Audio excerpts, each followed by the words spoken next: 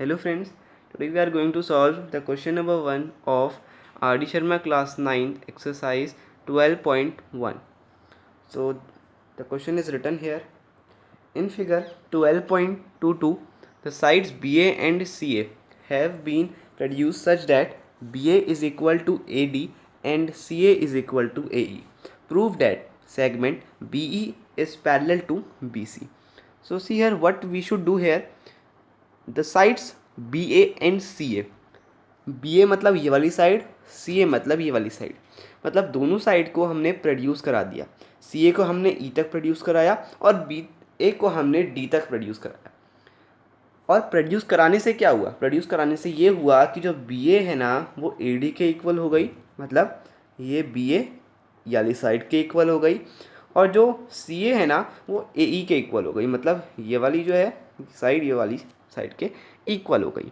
क्या करना है? हमें प्रूव करना है जो डी ई है वो बी सी के पैरेलल है. तो लिखते हैं पहले गिवन टू प्रूव और प्रूफ. तो यहाँ पर हमने लिख दिया है गिवन टू प्रूव और प्रूफ.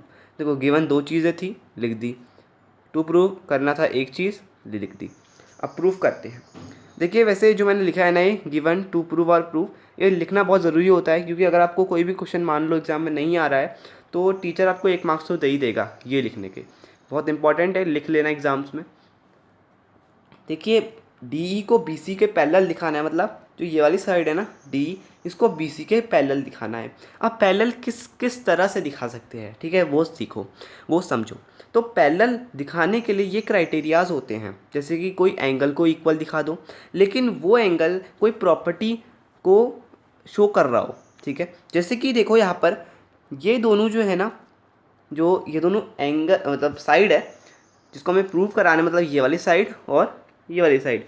तो देखिए ये दोनों साइड में यहाँ पर ये वाला एंगल है और यहाँ पर ये एंगल है, आपको दिख रहा होगा आई होप. और यहाँ पर ये एंगल है और यहाँ पर ये एंगल है.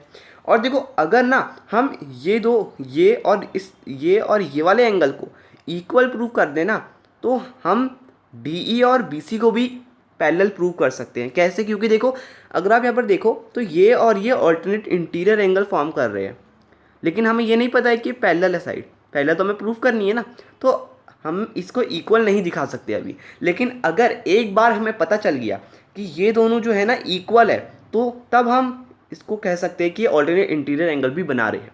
अब ऑल्टरनेट इंटीरियर एंगल भी बना रहे हैं तो देखो दोनों साइड जो होगी वो पैरेलल हो जाएगी. तो अब हमें इस और इस एंगल को इक्वल दिखाना है. चैप्टर कौन सा पढ़े हैं हम? Congruent triangles. इसका मतलब कैसे इक्वल दिखाएंगे? कॉन्ग्रुएंसी का यूज़ करके. तो कौन सी कॉन्ग्रुएंसी यूज़ करेंगे वो देखते हैं. पहले तो हम ट्राइंगल लिख देंगे, ट्राइंगल के नेम. इन ट्राइंगल, कौन सा ट्राइंगल है? A B C and triangle. देखो ए बी सी मतलब ए डी ई, ठीक है, ए बी सी ट्राइंगल और ए डी ई ट्राइंगल. अब यहाँ पर देखिए जो मैंने आपको ये दिखाया ना अभी, अब इसको चेक कैसे करोगे आप कि आपने सही लिखा है या नहीं. देखिए यहाँ पर जैसे कि ट्राइंगल ए बी सी लिखा है और ट्राइंगल ए डी ई लिखा है, इसको चेक करने का ये तरीका होता है, ठीक है. दोनों के नेम लिख दो. अब ये जो साइड है ना ये इतनी, वो इस साइड के इक्वल होनी चाहिए. ए बी जो है वो ए डी के इक्वल होना चाहिए. ए बी जो है वो ए डी के इक्वल, सही हो गया. बी सी जो है वो डी ई के इक्वल होनी चाहिए. बी सी डी हमें पता नहीं है तो हम कुछ नहीं कह सकते, ठीक है. जिसका पता नहीं है उसको मत करो. और जो ए और सी है ना, ये ए सी, वो ए और ई के इक्वल होनी चाहिए. तो ए सी जो है वो ए के इक्वल है, मतलब हमने सही लिखा है. जिसकी वैल्यू जिसको हमें नहीं पता है कि वो इक्वल है या नहीं तो उसको छोड़ देना, जो हमें पता है इक्वल है तो उसको देख लेना, ठीक है. तो हमने यहाँ पर लिख दिया. अब क्या करना है? अब हमें यहाँ पर जितना भी हमें गिवन है ना वो एक एक करके लिखते जाना है. तो मैं यहाँ पर यूज़ करूँगा एस सी एस प्रॉपर्टी, या फिर हम कह सकते हैं S C S congruency. S C S का मतलब साइड एंगल साइड. तो पहले हम साइड लिखते हैं. एक साइड कौन सी लिखे? ए बी लिख लेते हैं. A B is equal to A D. क्यों? रीज़न भी लिखना पड़ता है, गिवन है पहले से ही. अब साइड लिख दिए. अब एंगल लिखते हैं. एंगल कौन सा लिखें? एंगल तो हमें कोई गिवन ही नहीं है. देखो हमें कोई गिवन है क्या कोई एंगल इक्वल है? देखो क्वेश्चन में कोई नहीं गिवन है ना, तो हमें खाली खुद कोई प्रॉपर्टी लगानी पड़ेगी। कौन सी प्रॉपर्टी लगाएंगे? Vertically opposite angle. Vertically opposite angle ये दोनों फॉर्म कर रहे हैं, मतलब ये दोनों क्या है? इक्वल है। तो angle E A D is equal to angle C A B. क्यों? Vertically opposite angle. मैं शॉर्ट फॉर्म में लिख रहा हूँ, फुल फॉर्म में लिखना।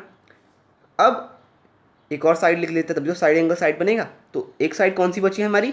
ए सी जो है वो ए ई के इक्वल है। क्यों? क्योंकि गिवन है हमें। तो अब लिखते हैं by S A S congruency triangle A B. अब सीधे इसको उतार दो, ठीक है। A B C is congruent to. अब कॉन्ग्रुएंट का साइन ये होता है, ठीक है। इस पहले इक्वल टू लगाओ, फिर उसके ऊपर से ऐसा कुछ डिज़ाइन बना लो, तुम्हारा बन जाएगा कॉन्ग्रुएंसी, ठीक है। अब मतलब हमने क्या प्रूफ किया? हमने पहले प्रूफ किया कि हमने ये दोनों जो ट्राइंगल है ना, इसको हमने कॉन्ग्रुएंट प्रूफ कर लिया। अब कॉन्ग्रुएंट प्रूफ कर लिया तो इसको और इसको इक्वल दिखा देते हैं। कैसे दिखाएंगे? CPCT का यूज़ करके। क्या होता है CPCT? CPCT का फुल फॉर्म होती है corresponding parts of congruent triangles, ठीक है। और CPCT में क्या होते हैं? जो करस्पॉन्डिंग पार्ट्स होते हैं कॉन्ग्रुएंट ट्राइंगल्स के, वो हमेशा इक्वल होते हैं। तो इक्वल क्या होगा यहाँ पर? अब देखो यहाँ पर केवल ये दो एंगल इक्वल नहीं होंगे, ये और ये एंगल भी इक्वल होंगे, और ये वाली जो साइड होगी ये इस साइड के इक्वल होगी, ठीक है। बहुत कुछ इक्वल हो जाता है। CPCT से हम ये वाला और ये वाला एंगल को इक्वल कर देते हैं, ठीक है। तो क्या लिखेंगे? Angle A D E is equal to angle A D, मतलब ये वाला, अब ए बी सी, ठीक है। A B C. इसके साथ ही साथ ये क्या कर रहे हैं? ये ऑल्टरनेट इंटीरियर एंगल भी कर रहे हैं। तो हम यहाँ पर ये भी लिख देंगे ब्रैकेट में, ऑल्टरनेट एंगल्स लिख देते हैं। इंटीरियर लिखने की ज़रूरत नहीं है, क्योंकि इंटीरियर लिखो या फिर एक्सटीरियर लिखो, दोनों इक्वली माने जाते हैं और दोनों से हम पैरेलल प्रूफ कर सकते हैं। तो ऑल्टरनेट है, ठीक है। तो अब क्या लिखेंगे हम? Therefore D E is parallel to B C. फिर लास्ट में अपने सिग्नेचर दे दो, अपने मत देना, प्रूफ के सिग्नेचर दे देना, ठीक है। अब देखो क्या किया हमने, फिर से समझाता हूँ। गिवन लिख दिया, टू प्रूफ लिख दिया, प्रूफ करा। कैसे किया? दो ट्राइंगल दे रखे हैं, दोनों के नाम डाल दिए, और नाम डाल दिए। उसके बाद चेक कैसे करना है कि ए बी जो है पहले के दो लेटर है वो पहले के दो लेटर के इक्वल है, मतलब ए बी जो है वो ए डी के इक्वल है, A B line A D के इक्वल है। फिर देखो बी सी क्या डी के इक्वल है, तो हमें गिवन नहीं है कि बी सी डी के इक्वल है, तो उसको छोड़ दो। फिर देखो पहला लेटर और लास्ट वाला लेटर, पहला लेटर लास्ट वाला लेटर, ए सी क्या ए के इक्वल है, ए सी ए के इक्वल है, ठीक है। तो अब यहाँ पर हमने क्या करा? SAS की प्रॉपर्टी यूज़ करी, क्योंकि हम प्रॉपर्टी यूज़ कर सकते थे। देखो आप जरूरी नहीं कि SAS की प्रॉपर्टी लगो, अगर इसमें कोई और प्रॉपर्टी का भी हम यूज़ कर सकते हैं और आंसर निकल सकता है, तो आप कोई भी प्रॉपर्टी का यूज़ कर सकते हो, मतलब कोई भी कॉन्ग्रुएंसी का यूज़ कर सकते हो। तो मैंने यहाँ पर SAS ली, मतलब पहली साइड लिखी जो गिवन थी, दूसरा एंगल लिखा जो मैंने यहाँ पर वर्टिकली अपोजिट एंगल से फाइंड करा, उसके बाद मैंने एक और गिवन लिख दी, तो SAS हो गई कॉन्ग्रुएंसी। फिर हमारे जो ट्राइंगल थे वो कॉन्ग्रुएंसी से कॉन्ग्रुएंट हो गए। उसके बाद मैंने यहाँ पर CPCT लगाई। CPCT का फॉर्मूला, मतलब जो फुल फॉर्म होती है ना, वो होती है corresponding parts of congruent triangles are equal.